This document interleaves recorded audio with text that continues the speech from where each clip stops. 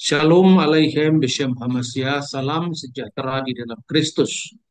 Kira-kira pertanyaan sederhana itu begini. Yesus itu kan orang Yahudi, tapi mengapa Injilnya sampai kepada kita ditulis dalam bahasa Yunani Koine?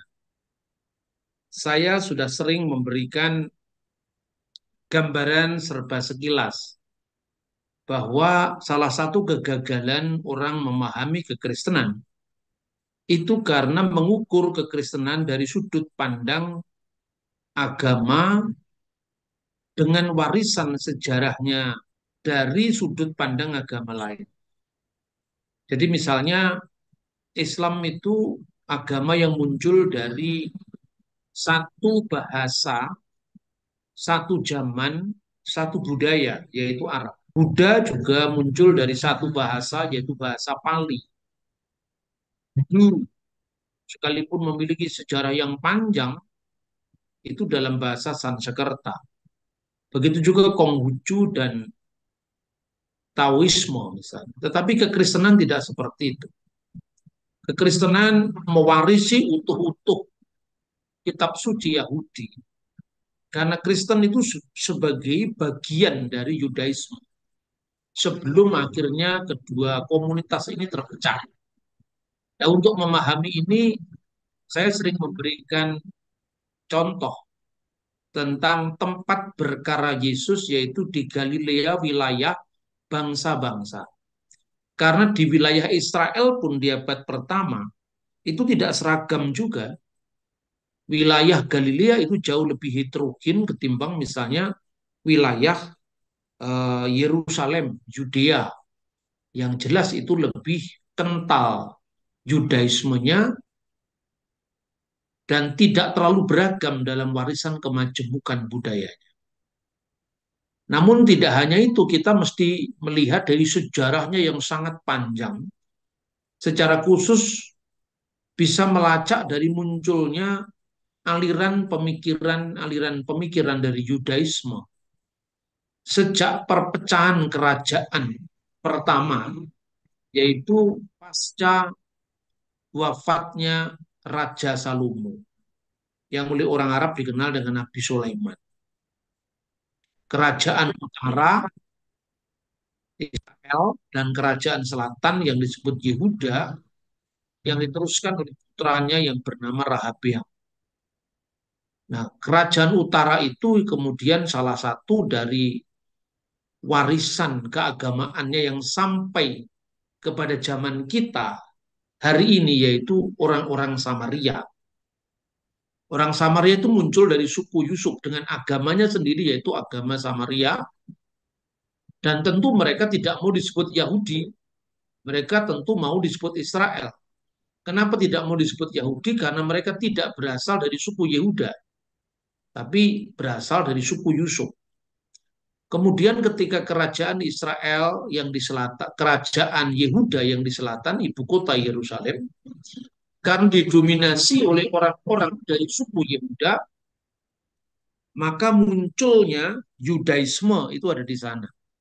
Dari Yehudim kemudian muncul Yahudut, yaitu Yudaisme. Nah, dalam Yudaisme itu ada aliran-alirannya. Menurut Flavius Josephus, pada zamannya saja ada tiga aliran. Yang pertama adalah Saduki, kelompok Saduki. Yang kedua adalah kelompok Eseni. Dan yang ketiga kelompok Parisi.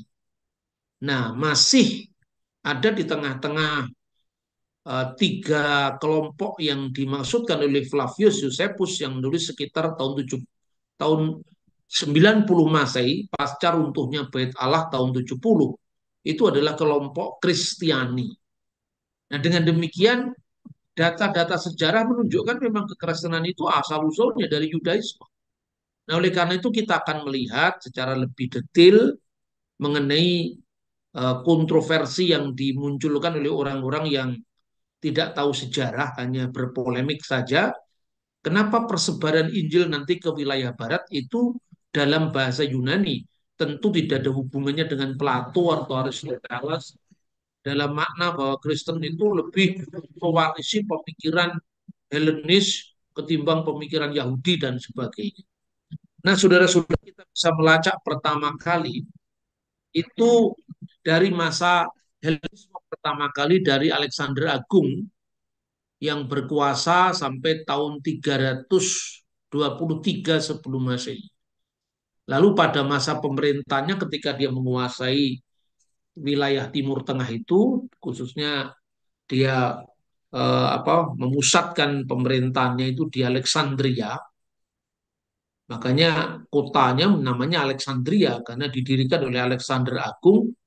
Serempak dengan itu dia melakukan proses Helenisasi, yaitu Peyunanian. Puncak dari hubungan baik antara orang-orang Yahudi dengan orang-orang Yunani tentu dari sudut pandang bahasanya. Itu diterjemahkannya kitab suci Yahudi, ya kitab suci kita juga, ke dalam bahasa Yunani yang dikenal dengan Septuaginta. Pada masa Ptolemeus Philadelphus, kira-kira tahun 275 sebelum Masehi. Kalau pada akhirnya Septuaginta itu diterima sebagai kitabnya orang-orang Kristen, harus ditekankan bahwa Septuaginta itu muncul sebelum zaman Kristen. Jadi salah apabila orang mengatakan ini kitabnya Kristen, bukan kitabnya Yahudi. Gambaran-gambaran orang awam semacam ini karena dia tidak mengerti detailnya sejarah. Bahwa pada akhirnya konsili Yamnia menolak Septuaginta karena dianggap kitab suci itu menguntungkan orang Kristen, menguntungkan orang Islam, itu kan urusan lain. Itu kan dinamika dalam perkembangan sejarah. Dan yang menolak Septuaginta itu adalah orang-orang Yahudi, sekte Parisi, yang mereformasi diri pasca runtuhnya Bait Suci setelah zaman Yesus, yaitu tahun 70 Masehi, bertempat di Yamnia. Tetapi sebelum itu ada kelompok Yahudi yang disebut Yahudi Helenis. Nah, Yahudi Helenis ini munculnya di Alexandria. Nah, saudara-saudara, pada masa Antiochus Epiphanes III, jadi Antiochus III, sorry, pada masa Antiochus III, itu hubungan dengan Yahudi itu sangat baik, sangat berjalan baik. Tetapi menjadi tegang ketika pemerintahan Yunani yang ada di Syria itu pada masa penggantinya yaitu Antiochus IV Epiphanes. Ketika sebagai penguasa Yunani dia dengan kurang ajar menempatkan patung Zeus untuk melecehkan agama dan budaya Yahudi.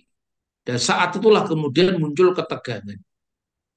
Nah, ketegangan-ketegangan ini terus berlanjut antara orang-orang Yahudi Helenis, ada orang Yahudi yang lebih ramah dengan kebudayaan Yunani, bukan agamanya yang diterima, tapi kebudayaannya.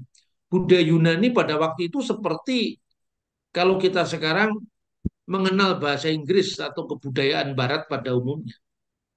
Jadi seorang yang memakai bahasa Inggris, nyanyi-nyanyi pakai bahasa Inggris, bahkan lagu qosidah diterjemahkan pakai bahasa Inggris, ya misalnya yang lagi viral tuh lagunya di hotel-hotel. Biasanya kalau Ramadan atau perayaan-perayaan besar Islam itu biasanya digemakan ya. Alhamdulillah, praise be to Allah. Itu kan tidak berarti dia mengikuti agamanya orang Inggris dan gerejanya Anglikan, kan tidak seperti itu. Karena itu menjadi mode, sedang menjadi tren ya, sampai di zaman murid-murid Yesus, yaitu gereja mula-mula. Dua kelompok ini selalu ada. Ini antara lain disebutkan dalam Kisah Rasul pasal 6 ayat 1. Pada masa itu ketika jumlah murid makin bertambah, timbullah sungut-sungut antara orang-orang Yahudi yang berbahasa Yunani terhadap orang-orang Ibrani. Ini terjadi di lingkungan jemaat Kristen. Jemaat Kristen Yahudi lagi di Yerusalem. Karena pembagian kepada janda-janda mereka yang diabaikan dalam pelayanan sehari-hari. Jadi jemaat gereja mula-mula itu nanti kita akan pelajari lebih detail, itu terdiri dari dua kelompok. Yang pertama adalah orang-orang Kristen Yerusalem yang dikenal orang-orang Nosrim, pengikut Yesus dari Nazaret. Nah, kelompok Nosrim itu ada orang-orang Yahudi yang menjadi pengikut Yesus yang berbahasa Yunani, yaitu orang-orang Yahudi Helenis, dan orang-orang Ibrani, orang-orang Yahudi yang berbahasa Ibrani dan Aramaik. Itu adanya di kota suci Yerusalem. Nah, sedangkan yang di Antioquia, Kisah Rasul pasal 11:26, untuk pertama kali murid-murid Yesus disebut Kristen, itu berasal dari kekristenan non-Yahudi. Nah, ini saudara-saudara, jadi kita jangan menggambarkan kekristenan itu sebagai agama dari satu budaya, satu kitab suci, satu nabi, sistem kalender. Kita akan gagal kalau kita memahami seperti itu.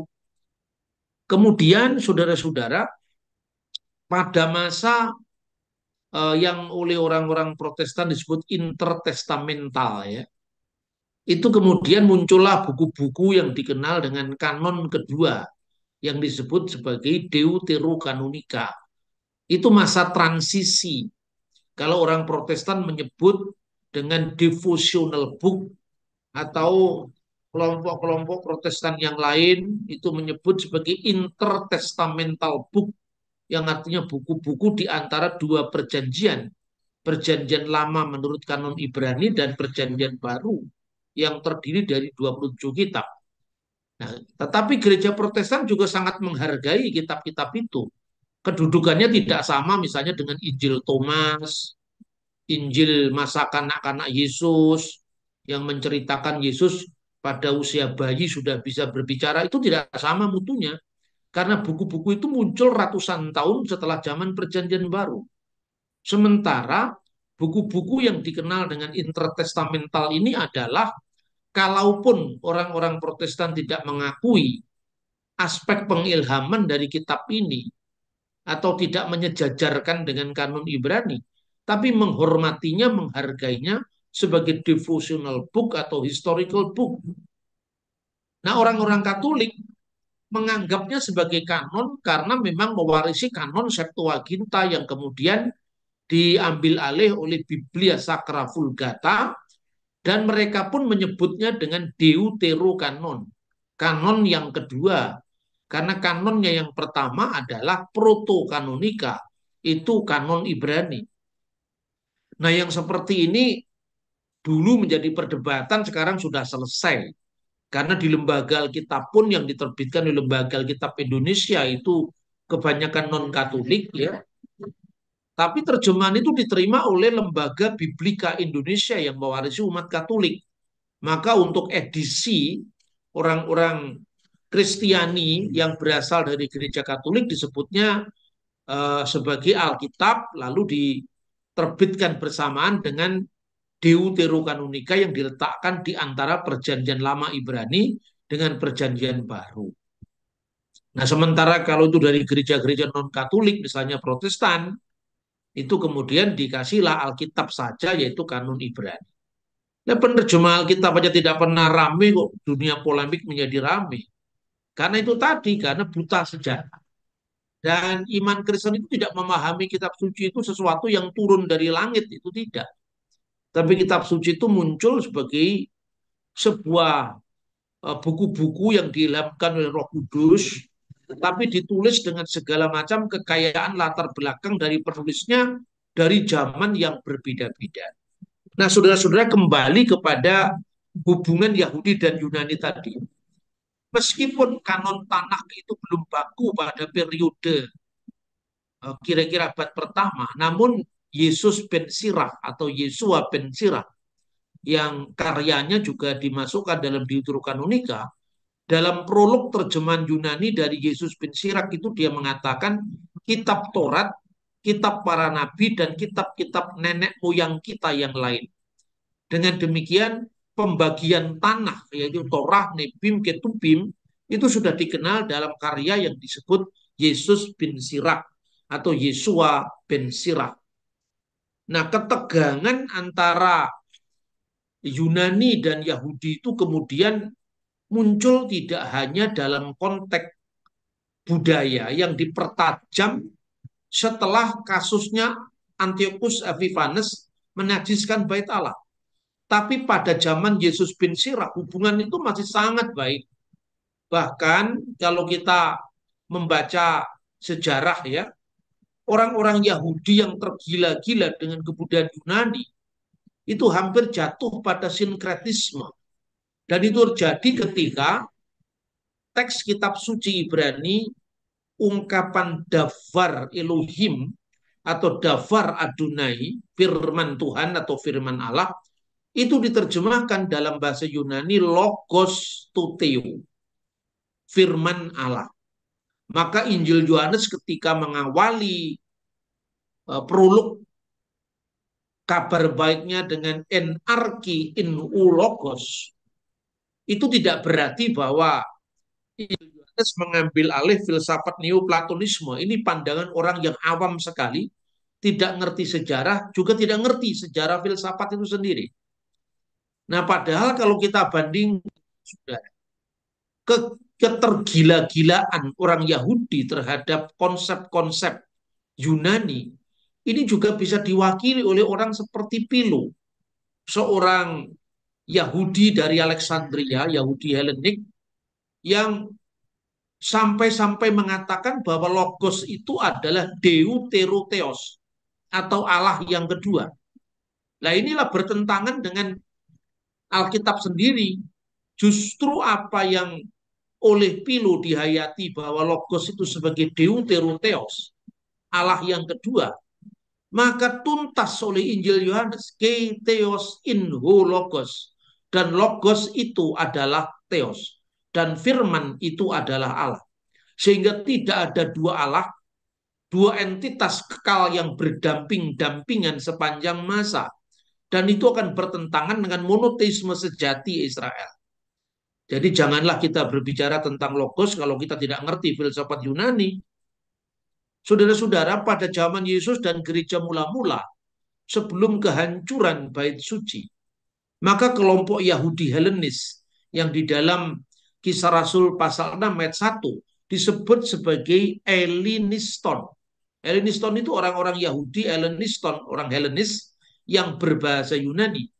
Dan itu dibedakan dengan orang yang disebut dengan Hebraios, yaitu orang Yahudi. Sedangkan kelompok Helleniston, orang-orang Yahudi yang berbahasa Yunani, itu juga dibedakan dengan kelompok Hellenis, yaitu kelompok Yahudi yang kelompok Yunani yang berfilsafat Yunani beragama pagan, itu dibedakan. Nah, itulah sebabnya maka kelompok orang-orang Yahudi berbahasa Yunani ini di kemudian hari bergabung dengan jemaat Kristen di Antioquia setelah runtuhnya Yerusalem dan kota Yerusalem oleh Kaisar Hadrian pada saat setelah Perang Yahudi kedua tahun 135 itu dipersembahkan kepada dewa Jupiter.